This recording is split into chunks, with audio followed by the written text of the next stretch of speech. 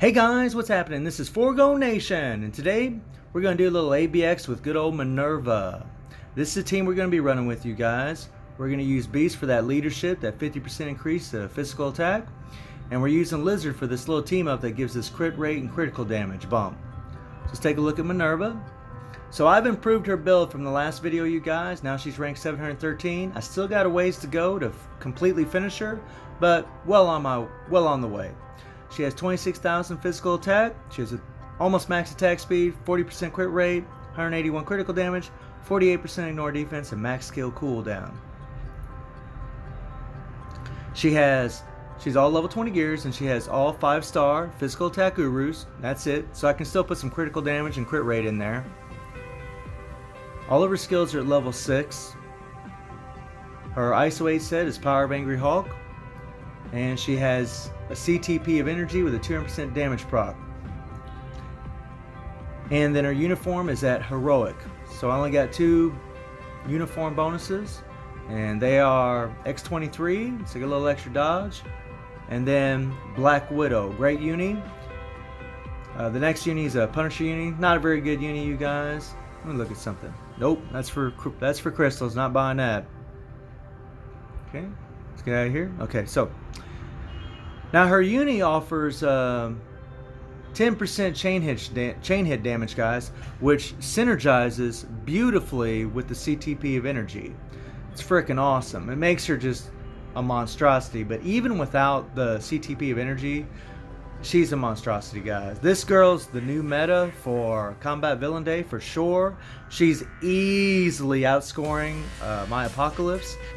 Matter of fact, I took this CTP from Apocalypse and I put it on her. Now, I wish I had a little bit more critical damage on this thing, but it's good enough for now. So what we're going to do, guys, is we're going to do a little slow motion action so you guys can get a good idea of what to do and how to time your skills. And then we'll do an actual ABX run. So let's get to it. Let's rock and roll. Okay, so the first thing we want to do is get that attack buff from Beast, hit that 5. We're going to switch to Minn-erva. We're going to run up to the Beast. We're going to hit that 5. And when that 5 shows 8 seconds on that skill, boom, it shows 8 seconds. You want to hit the 3, cancel into the 4. And booyah, what you guys are trying to do is you want to get the residual damage from the 5 combined with the damage with the 4. Get that damage proc on the 4.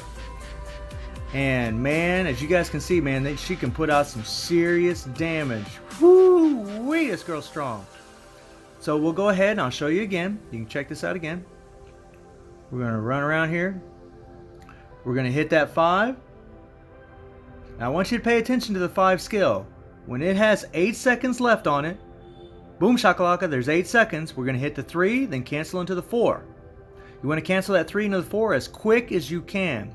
And as long as you keep that damage proc on the 4 and you do this combination of skills, she's going to put out some serious damage. So let's get into the ABX run. So this is going to be pretty awesome, you guys, because I hate playing Apocalypse, and it's nice to have a character that can get it done. A lot easier than him. Way easier. And guys, I'm just running through the same rotation. I mean, that's it. You guys, if you want to throw in the 2 and the 1, go for it. If you think you can get it in there and not trigger that proc early, go for it. There's nothing wrong with that. Any extra damage is good damage, I always say. But I prefer to keep it like this because the proc seems to stay where I want it the whole time. You want to try to avoid the meteors at all costs. It's a little difficult sometimes because when you're in that 4 skill, you don't really. Sometimes it's too late when you see the meteor, or sometimes you're shooting your gun off, and if you move, you're going to cancel that skill. You're not going to keep shooting the gun, and you're going to lose damage that way. So if a meteor's coming down and I'm in the middle of shooting my gun, a lot of times I'll just let it play. Now there I got silence. Crap. That sucks. But if I only get silence once, where I'm happy. Hell yeah. And this guy, I mean, guys, this girl isn't even fully optimized yet. She's still level 60. I could still put crit damage and crit rate urus on her. I mean, I could still get her uni up to mythic. I mean, she is not even quite up to par. And if you guys look up in the right hand corner in that blue text, I got over 1 million with her. But I've perfected the run a little bit. I've got practiced quite a bit with her, gotten a lot better at her timing. But if you time it like I told you in that slow motion preview, you know, you use the 5 skill, when there's 8 seconds left, hit the 3-4. Boom, just like that. Just watch what I'm doing. That's what I keep doing. And man, I mean, it's just insane. Even if you just did the 3, just started off with 3-4 and let the 4 play out on the damage proc, and then just threw in the 5 once in a while, she would still be bonkers. And honestly, I still think she would beat Apocalypse doing that. My Apocalypse with a fully, I mean, pretty much maxed out build, I've scored a little over 800,000 with him. I'm not very good with Apocalypse, you know, just to be honest with you guys. He could probably get maybe 900,000, maybe, I don't know. But look, she already hit 900,000 with 45 seconds left.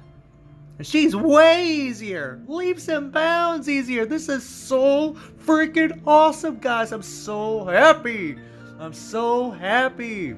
I love it. Freaking love it. And you can keep that meteor bar up with her pretty well too. Like I said, just whenever you can see her, try to avoid the meteors. I didn't do very well just there. I got hit by a meteor, but it happens, man. You know, just do the best you can. Because if you keep that meteor bar up, you're going to be doing a lot more damage. Look at this, guys. 1.1 million right now. Can we hit 1.2? Come on, girl. Come on, girl. Here we go. Hell yeah! So I got a little surprise for you guys. Let's do an ABX run without the uni. Now when it comes to playing her without the uni, it can be a little tricky. It's not really a set rotation, but you get the buff from Beast. I start with the 4 to get that immunity up. Try to keep the damage proc on the 4, and then I go into the 5, and I'm looking at my damage proc there. And then I'm going to hit the 3 for the buff, and then go back into the 4. I kind of throw in the 1 sometimes. It really depends on what the Beast is doing. It's tricky, guys. Without the uni, it's much trickier to play her. She still does pretty freaking well. I mean, I'm trying not to get silenced, but man, it's pretty tough. You gotta be real careful with her, because couple things really suck about this. She gets guard broken super easy without her uni. She gets guard broken with the uni, but without it, it just seems to happen more often, which makes it kind of a pain in the rear. But I'm just watching my damage proc, and I'm seeing how much time I have left before it's going to trigger again. And I'm just kind of playing by feel, to be honest. There is a kind of a pattern, but I don't know. It's one of the things you'd have to watch this quite a few times to really figure out what I'm doing. But I just hit the 4, and I try to hit the 5, and then I'll hit the 3, and then I'll hit the 4 and just throw in the 1. I mean, it's kind of all over the place. Yeah, I mean, really, you got to play her by feel. It's definitely not as easy, but she can still put up a pretty respectful score. I mean, I've already hit almost 300,000 a minute 30 into this, so that's pretty awesome. And I just want to throw out something to you guys. Netmarble in the past, I want to give you guys a fair warning about the whole Minn-erva getting the uni and being more powerful than Apocalypse.